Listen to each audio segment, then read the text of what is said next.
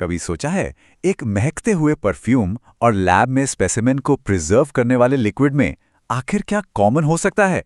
सुनने में तो बिल्कुल अलग लगते हैं ना, पर जवाब छिपा है इनकी केमिस्ट्री में, एक खास केमिकल फैमिली में। चलिए आज इसी केमिकल डांस को डिकोड करते हैं। तो इन दोनों को जोड़ने वाली चीज क्या है? वो है एक खास फंक्शनल ग्रुप जो दोनों में मौजूद है, कार्बोनिल ग्रुप। समझिए, यही वो स्टेज है जहां सारा एक्शन होता है, सारी केमिस्ट्री इसी के इर्द गिर्द घूमती है। अच्छा, तो इस कार्बोनिल ग्रुप का जो दिल है ना, वो है कार्बन ऑक्सीजन का डबल बॉन्ड। अब होता क्या है कि ऑक्सीजन थोड़ा कह सकते हैं कि लालची है। वो बॉन्ड के इलेक्ट्रॉन्स को अपनी तरफ ज्यादा खींचता है। इस खींचतान में ऑक्सीजन पर आ जाता है हल्का सा नेगेटिव चार्ज और बेचारे कार्बन पर रह जाता है हल्का सा पॉजिटिव चार्ज। और बस यही पॉजिटिव चार्ज वाला कार्बन हम लोग के लिए एक हॉटस्पॉट बन जाता है, एक चुंबक की तरह। और ये जो चार्ज का बंटवारा है ना, यही इनकी सबसे खास रिएक्शन को जन्म देता है, न्यूक्लियोफिलिक एडिशन। अब ये न्यूक्लियोफाइल क्या है, नाम से घबराना नहीं है, बस इतना समझिए कि ये एक ऐसी चीज है जिसे पॉजिटिव चार्ज से प्यार है। तो जैसे ही उसे वो पॉजिटिव कार्बन दिखता है, वो फौरन उस पर अटैक कर देता है। और आगे हम जितनी भी रिएक्शंस देखने वाले हैं, उनमें से ज्यादातर की शुरुआत इसी अटैक से होती है। यहाँ एक सवाल तो बनता है, अगर दोनों में ये कार्बोनिल ग्रुप है, मतलब दोनों का इंजन सेम है, तो फिर एल्डिहाइड और कीटोन में फर्क क्या है? इन्हें अलग अलग क्यों पढ़ते हैं? इसका जवाब छिपा है इनके स्ट्रक्चर में। देखिए, एल्डिहाइड में कार्बोनिल कार्बन से कम एक हाइड्रोजन एटम तो जुड़ा ही होता है, लेकिन कीटोन में वही कार्बन दो कार्बन ग्रुप्स के बीच में सैंडविच की तरह फंसा होता है। और बस यही छोटा सा दिखने वाला फर्क है ना, यही इनकी पूरी की पूरी केमिस्ट्री को पलट देता है। और ये स्ट्रक्चर का फर्क सीधा असर डालता है इनकी रिएक्टिविटी पे। एल्डिहाइड में क्योंकि एक छोटा सा हाइड्रोजन लगा है, तो उसका कार्बोनिल कार्बन अटैक के लिए समझे कि खुला मैदान है। लेकिन कीटोन में दो बड़े बड़े ग्रुप्स लगे होते हैं जो रास्ता रुककर खड़े हो जाते हैं। इसे हम स्टेरिक हिंड्रेंस कहते हैं। सिंपल भाषा में, जैसे एक छोटी कार को पार्क करना आसान है, लेकिन एक बड़े ट्रक को पार्क करने में दिक्कत होती है। बस वही बात है।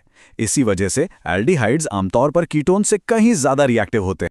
ठीक है, थ्योरी तो काफी हो गई। अब इसको एक्शन में देखते हैं। मतलब जब कोई न्यूक्लियोफाइल सच में अटैक करता है, तो आखिर होता क्या है? ये पूरी प्रोसेस ना आमतौर पर दो सिंपल स्टेप्स में होती है। स्टेप 1, न्यूक्लियोफाइल कार्बन पर अटैक करता है। जैसे ही ये अटैक होता है, कार्बन ऑक्सीजन का डबल बॉन्ड टूट जाता है और इलेक्ट्रॉन्स ऑक्सीजन पर शिफ्ट हो जाते हैं। तो ऑक्सीजन पर आ गया नेगेटिव चार्ज। स्टेप 2, अब ये नेगेटिव चार्ज वाला ऑक्सीजन सोल्यूशन में से एक प्रोटॉन यानी H+ पकड़ लेता है और बस हमें हमारा फाइनल प्रोडक्ट मिल जाता है। इस रिएक्शन की असली खूबसूरती पता है क्या है? इसकी वर्सेटिलिटी।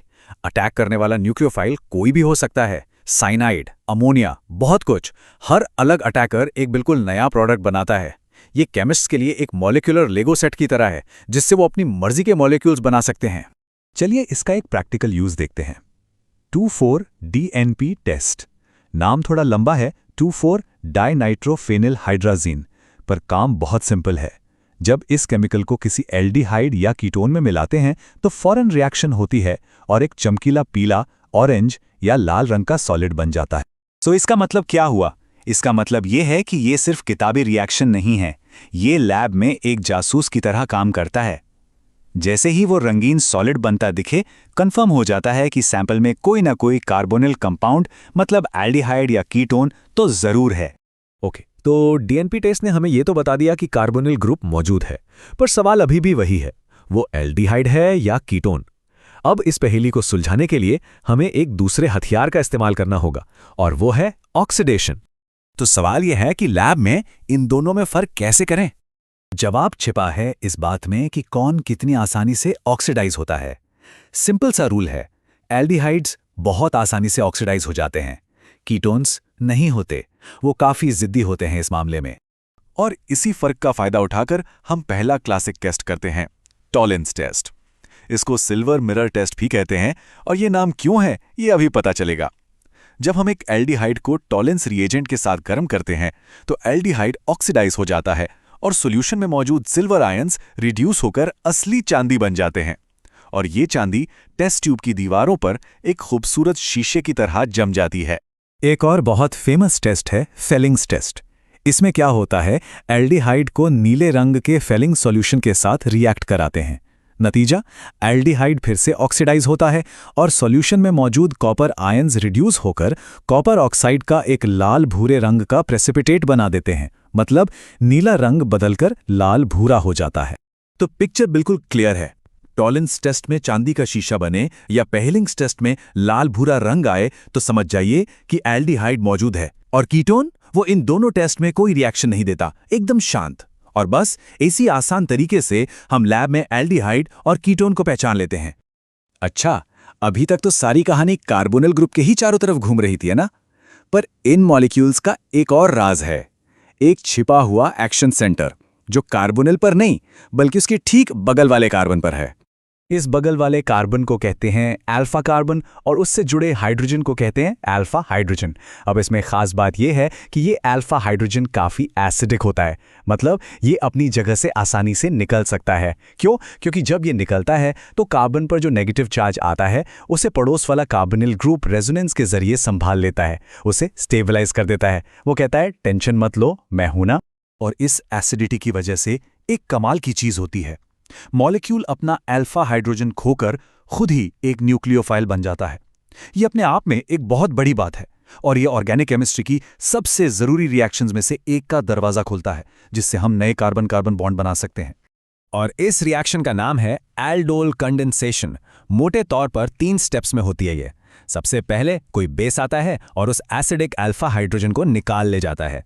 अब जो बना वो है हमारा नया न्यूक्लियोफाइल। दूसरे स्टेप में ये नया न्यूक्लियोफाइल जाकर अपने ही जैसे दूसरे मॉलिक्यूल के कार्बोनिल कार्बन पर अटैक कर देता है और बूम, 2 मॉलिक्यूल आपस में जुड़ जाते हैं और आखिर में एक प्रोटॉन जुड़कर रिएक्शन को पूरा कर देता है। ये सारी रिएक्शंस, ये डायग्राम्स सुनने में तो बड़े टेक्निकल लगते हैं, पर सवाल ये है कि हमारी रोजमर्रा की जिंदगी में इनका क्या काम है? आप शायद हैरान हो जाएंगे, लेकिन ये हमारी दुनिया में हर तरफ हैं। सोचिए, नेल पॉलिश रिमूवर में जो एसीटोन होता है वो एक कीटोन है। बायोलॉजी लैब्स में स्पेसिमेन को बचाने वाला फॉर्मेलिन वो फॉर्मेल्डिहाइड है। दुनिया के शुरुआती प्लास्टिक्स में से एक बैकेलाइट इन्हीं रिएक्शन से बनता है। दालचीनी की जो खास महक है वो सिनामेल्डिहाइड की वजह से है। और तो और अनगिनत परफ्यूम्स और दवाइयां बनाने में भी इनका बहुत बड़ा रोल है। तो देखा, प्लास्टिक से लेकर परफ्यूम तक ये जो रिएक्शंस अभी हमने समझी, ये असल में हमारी मॉडर्न दुनिया की नींव का हिस्सा है। ये सोचने पर मजबूर करता है ना कि केमिस्ट्री के इन पावरफुल टूल्स के साथ हम इंसान आगे और क्या-क्या बनाने वाले हैं।